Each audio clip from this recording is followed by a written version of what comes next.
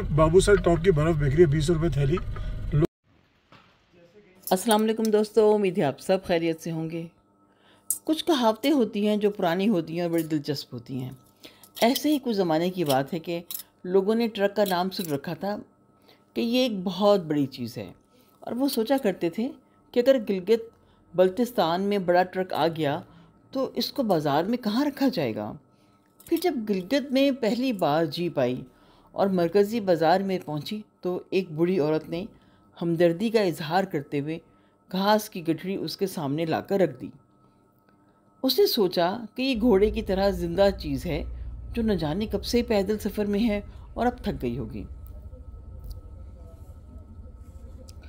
गिलगित बल्तिस्तान के मोहम्मद अब्बास काज़मी समेत दीगर कई बुज़ुर्ग ऐसे बहुत सी कहानियों को याद करते हैं और लोगों तक पहुंचाने की कोशिश भी करते हैं। हम चलास में ठहरे नहीं हैं, चाय और खाना।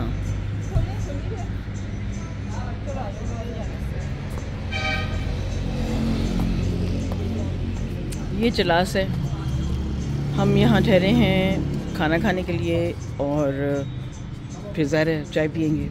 चाय बहुत जो है ना एक तड़प उठ रही है चाय पीने की।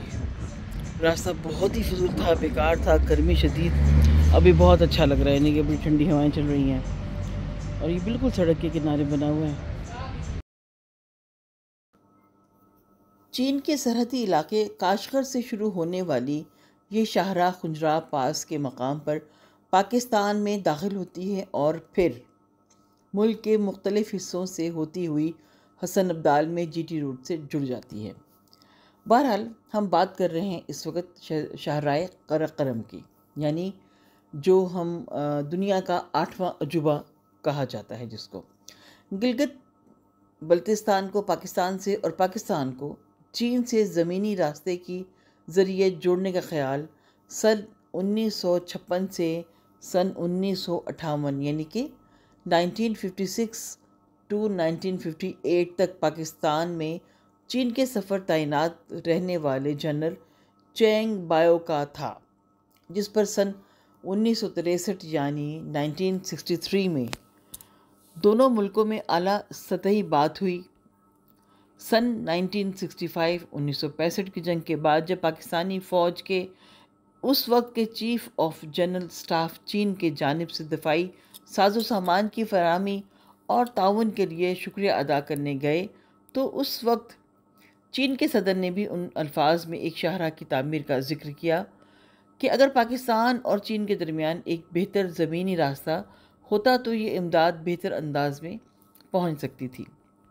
और ये थी वजह शाहराह करम की तामीर की।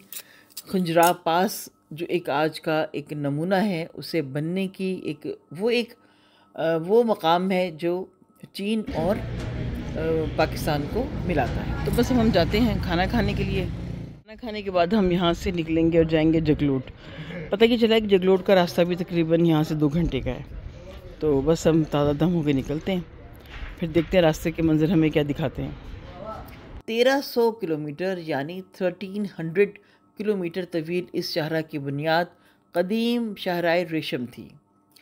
इस शाहराह का 887 यानी कि 887 किलोमीटर का हिस्सा पाकिस्तान, जबकि 400 यानी कि 400 किलोमीटर से ज़ायद हिस्सा चीन में है। बशाम से जगलोट जाती हुई ये शाहराह, ये रोड, ये सड़क अक्सर व बेशतर लैंडस्लाइडिंग की नज़र रहती है, टूट फूट हो जाती है, साथ साथ काम चलता है, मगर ये बहुत डेंजरस सड़क है।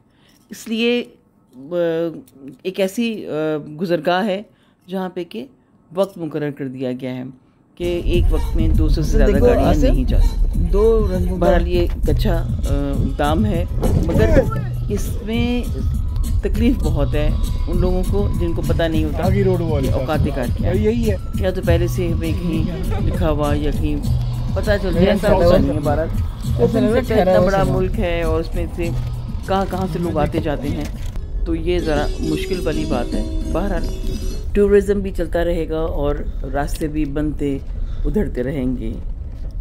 बहुत गर्मी है और वो मकाम भी आ गया है जो कि टूट फूट का शिकार है। मेरे जो तरफ थी, यानी कि विंडो साइड पे बहुत धूप आ रही थी। मैंने चादर डाली और बैठ गई अपनी गाड़ी में, और हमने कुछ उस जगह पे तस्वीरें भी ली जो आपको मैं अभी दिखा रही हूँ। तकरीबन हम वहाँ पे 3-3.5 घंटे खड़े हुए।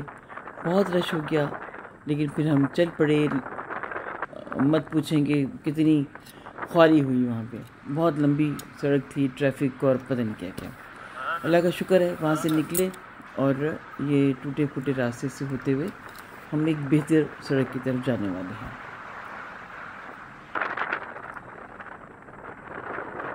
जो शख्स भी इस करदू की तरफ आए और जगलोट और इन सब रास्तों से गुज़रे, तो वो जहन में बिठा ले कि उन्हें ये मुश्किल रास्ता देखना ही देखना है। ये आपकी किस्मत है कि आपको कितना टाइम लगता है। रास्ते मुश्किल थे, मगर मनाजिर रफ्ता रफ्ता खूबसूरत होते जा रहे थे। अभी शाम नहीं हुई है और हम अपने सफ़र में गामज़न हैं। ये बाबूसर टॉप की बर्फ बिक रही है, 20 रुपए थैली। लोग लाइनें लगा के ले रहे हैं। कहते हैं कि इस बर्फ का कोई जोड़ नहीं, और लग भी रहा है, उसका तोड़ भी कोई नहीं। बंद करो। ये रिवर जो आप देख रहे हैं, ये है इंडस रिवर, यानी दरियाए सेंध। बहुत बिखरा हुआ, भरपूर हमारे साथ साथ चलता रहा, और चल रहा है, और कब से चल रहा है और कब तक चलता रहेगा हमें कुछ नहीं पता।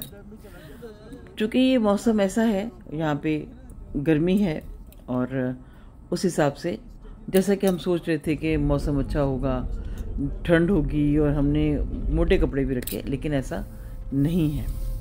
हम शहर की तरफ गामज़न हैं, ऑलमोस्ट हम शहर में आ गए हैं। और यहाँ आने के बाद रास्ते में ही हमने एक रूम देख लिया था, पूछ लिया था कि हमें कोई मुनासिब सा कमरा मिल जाए, ताकि चूँकि अब काफ़ी गहरी रात हो रही है, सारे दिन की थकावट भी है।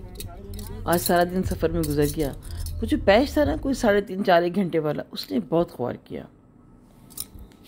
जो साबुन है ना, छोटे छोटे साबुन, ये बस ये ख़ास निशानी होती है कि आप कहीं ठहरे हुए हैं किसी रेस्टोरेंट में, स्पेशली मरी के जाओ रास्ते में, नथिया गली जाओ, तो वहाँ पे जब भी आप किसी होटल में ठहरते हैं तो आपको ये इस टाइप के साबुन मिलते हैं। पता नहीं ये झाग क्यों नहीं बनाते हैं, लिखा हुआ ब्यूटी सोप। ये ड्रीमलैंड होटल है जहाँ पे हम ठहरे हैं। एक रात के लिए ठहरना है, जैसे कि मैंने आपको चल्लास से चलते हुए बताया था, चल्लास से चलते हुए कि हमने अब जाके जगलोट में रहना है। तो ये है जगलोट का, ये है होटल जहाँ के हमने आज की रात स्टे करना है। उसके बाद अगला सफ़र शुरू होगा सुबह 7 बजे। 7 बजे जो हमारा सफ़र शुरू होगा वो होगा स्कर्दू के लिए।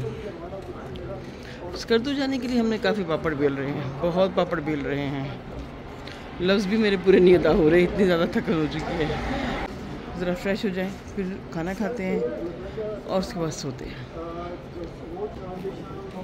ये पार्किंग है इनकी, ये सामने सामने एक जैसे 2 होटल हैं, बिल्कुल बहन भाई लग रहे हैं।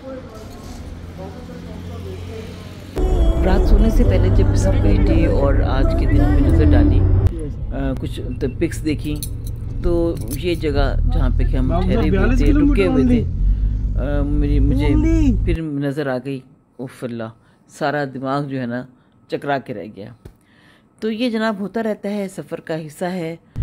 कभी कभी उर्दू वाला सफ़र इंग्लिश वाले सफ़र के साथ मिल जाता है कोई बात नहीं, और यही ज़िंदगी है। दुआ में याद रखिएगा। फिर मिलूँगी जल्द ही अगले ब्लॉग में, जो कि मेरा होगा कल शुरू। तो हो सकता है मैं रात ही उसे अपलोड कर दूँ। तो फिर दुआ में याद रखिएगा, मिलेंगे इंशाल्लाह बहुत जल्द। खुदा हाफिज़, रब राखा।